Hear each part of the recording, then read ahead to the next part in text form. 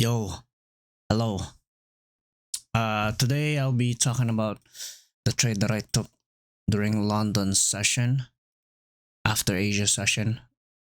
Or yeah, London session. um, yeah. So I was looking at the market. We were very strong bullish, especially during Asia. Made a pullback. We made a little bit of pullback and created the liquidity up here. I scaled down to the 15-minute to look for a good entry. I saw this after created a liquidity on this 4 hour fair value gap, 4 hours imbalance. Um, yeah, I waited for a fair value gap to get tapped in plus equilibrium and entered off a break of structure. This was a pretty nice trade. I was skeptical at first. I was kind of fearful, but then I guess I was like, yeah, there's nothing's gonna happen if I'm not gonna hold the trade out, right? And it's gonna be it's gonna be hard for me to rebuild the psychology that I had a few months ago where I would execute a trade and then hold it until the setup gets invalidated or takes my TP.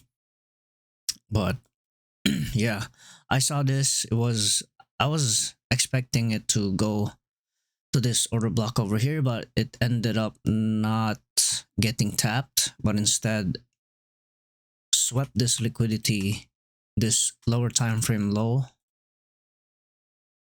right over here before it giving me a break of structure. And actually, I was contemplating whether to enter on this 5 minute engulfing candle, a break of structure essentially. But then I was like, you know what? I'll wait for the 15 minute since we don't got no much. We didn't really have much volume. And yeah, I mean, luckily or thankfully, it didn't have as much of a big volume on here, and so I was able to enter off this this order block over here.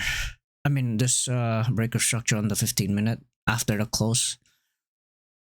But yeah, I could have taken it over here down here, but I decided not to just because sometimes candle closes can just be on the 5 minute is not as a good of a break, I guess.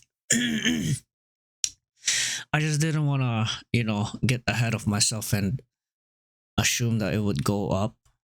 But yeah, I could have taken this entry and then ride it all the way up here.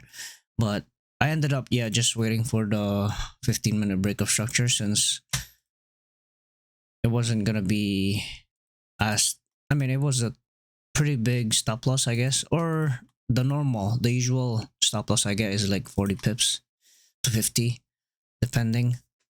But yeah, it was a good trade. Um, yeah, and also this is what happens when I really follow and really become patient with the setups that I take and take them and not hesitate like I did down here where I saw these setups, but never took them. So yeah, it was a lot of learning.